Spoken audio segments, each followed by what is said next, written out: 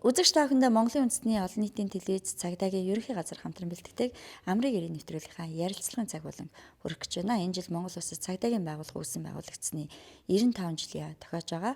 Мөн хүч спорт хорооны маань 70 жилийн ой тохиож байгааг олон сайхан тэгшээнүүд тохиож байгаамаа. Ингээд өнөөдрийнхээ ярилцлагын цаг болонд бид Монгол улсын ардын багш, гавьяат дасгалжуулагч, цагдаагийн хурандаа Гамбат тогшигаа урьж оролцуулж байгаамаа. Ингээд Гамбат тогшиг маань манай үзэгчд андахгүй сайн мэдж байгаах.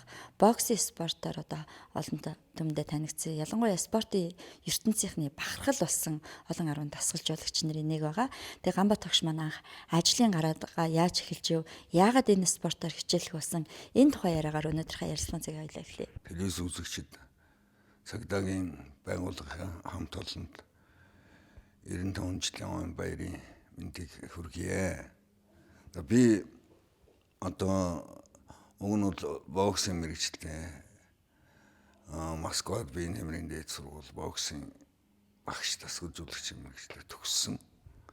За энэ яагаад энэ спортод юуяас дур сонирхолтой болсон гэхэл миний хүргэн ах одоо энэ офицерийн сургууль гэж байхад тэнд бол анхны бокс тоглодог. Тэгээ надтай уулзж байхдаа ерөөсө хүн зодох гээд ингээд эрэхтэй зэрэг өнөөлөх ингээд би боксинг гэдэг өнөөлөх үзүүлэх хүн зодгоо байцдаг. Тэгээд хүүхдэнгээр тэрийг бас нэр гоё юм байна гэд. Тэгээд боксинг хичээл боксер хичээллээ гэж бодоод. Тэгээд сургууль төгсөнгөт би юунд Москвагийн би нэмрийн дээд сургуульд одоо суралцсан. За тэгэхээр ер нь мөрдөс зүйсэн одоо тамирчин байна гэдэг одоо ямар онцлогтой байдгийг ялангуяа энэ цагдаагийн албан зүтгэж байгаа залуучуудтайгаа хамтарч ажиллахад ямар урам зориг авдгөө, өөрийнхөө залуу насыг дурсдгөө энэ талаар хүчний эмгэгч одоо ерөнхийдөө миний үед бол ер нь цагдаагийн байгууллагын харьяант байсан тийм ээ. Хүчний эмгэг гарлаг гэл олон байгууллагад. Тэгээ энд ажилласнараа юуг олж харсан гэхэлэр тэгээ дэг журам тэгээ өгсөн үүрэг даалгаврыг биелүүлдэг ч бэлтгэл сургуультай сэтгэлээ зориулж чаддаг ийм сайхан хүүхдүүдтэй эхэлж ажиллаж эхэлсэн. Тусгай ажиллагааныхаа одоо энэ би одоо чинь энэ тусгай таскаас нь эхэлж одоо би энд ажиллаж эхэлсэн шүү дээ. Анхны дарга нь одоо ууган гэрэл тэгэл 5-6 дарга нарын одоо хамт ажиллаж. Энд бол би их зүйлийг сурсан. Залуучуудын одоо сайхан тийм дэг журам, оюунлаг тэгээ өгсөн одоо бэлтгэл сургуультанд хандж байгаа хандлага илүү би энэ хүүхдүүдээр их бахархаж явдаг. За тэгэхээр телевиз үзэж байгаа ялангуяа залуучууд маань тань шиг одоо энэ спортоор хичээллээд цагдаагийн албаагч болоод сүүлдээ гавьяат тасгалжуулагч ардын багш болоод ингээд ажиллах юмсан, сурах юмсан гэсэн хүсэл тэмүүл төрж байгаах. Ер нь бол залуучуудаа хандаж юу гэж хэлэх вэ? Юу тамирчин байх, тасгалжуулагч байх хоёр өөр л дөө. Айгүй өөр юм байна. За тамирчин байна гэдэг нь зөвхөн өөрийгөө батна. Тэгээд одоо бэлтгэл сургуулаа сайн хийх, одоо жингийн спорт бол жингээд зүв барих, тийм амралт, хоол ундаа зохируулах мэтлэн зөвхөн өөрөө амжилтын төлөөд л тэгж байдаг.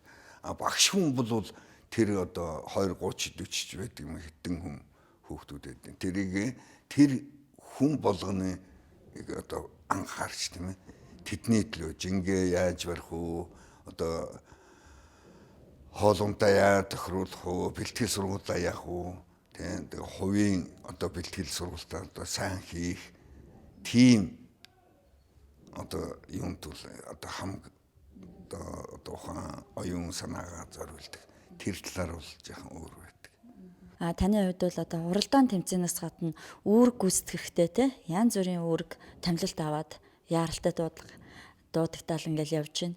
Тэр үед бас та багшууны хувьд одоо миний заасан хичээл одоо тэр үүрэг гүйцэтгэж хэрэг болж байгаа болов тэр маань одоо өөргөө сайн гүйцэтгэж чадсан болов гэж бас энэ албаны онцлогтой зүйлүүдээр их санаа зовдөг.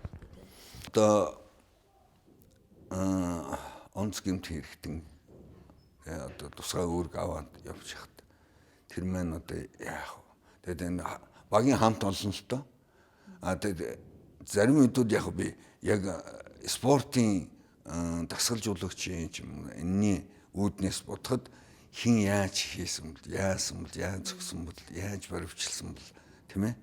Тэр бүгдэд тэр маань одоо их ухаалаг одоо бас юмыг зохицуул тэгэж бас их бодоод би зүйл тийм нарийн юмд оролцоо хүчсэн одоо тэр талаар айгу яадаг санаа зовж яваад. Зодог тайлж байсан тэр мөчийг сэтгэлийг бас бидэнтэй хуваалцахгүй. Яа тэгвэл хүний мөрөөдөл гэдэг бол насан туршдаа дуустдаггүй гэж ярьдаг те. Зодог тайлчаа цаашдаа ер нь яаж ажиллана, яаж хүүхдүүдтэйгээ хамтарч их зүйлийг бүтээн ямар амжилт гаргана гэсэн ийм одоо бодолтой байсан бэ.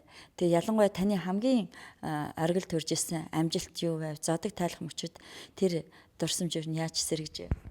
Энэ бол нэг хэсэгтээ их уйтгартай. Би бол 37 наснда Монголын Бохирдны спартакиадаар багмайн төрүүлээд би өөрөө 54 кг туулж ирсэн л да. Туулж төрүүлсэн юм байна. Авар болж. Тэгээд энэ спартакиадаар би зодог тайлсан гэж. Би ч тийм мундаг багшаар одоо төв дэлхийд аюутай чи биш л дээ. Энэ бол би бол муу багшаар байгаагүй. Тэгээ энэ зодог тайлахт бол үнэхээр одоо ингээд бүр болчихж байгаа юм шиг тийм сэтгэл төрөөтэй. Тэгээ ринген дээр би бас сэтгэл бас тийм аргалжлаа.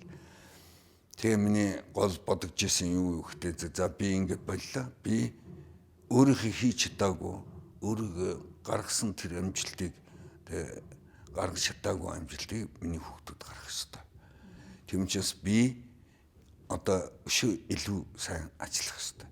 Тэгжээд би өөрөө хийж чадаагүй юмыг хүүхдүүдээр хийлгэнэ гэж би боддог гэсэн. Тийм учраас тамирчин байж тоол болчихтой зэрэг их л жахан сэтгэл их өвддөг дөө. Монгол улсын гавьяа тасгалжуулагч болоод цагдаагийн хурандаа цолоо зөөгээд за Монголын цагдаагийн байгууллагт ардын багш гэсэн цолыг авчирна гэдэг бол үнэхээр түүхэнд тэмдэглэмээр ийм сайхан үйл явдал. Ялангуяа энэ албаагч манай тусгай ажиллагааны газарт ажиллаж байгаагаараа онцлогтой.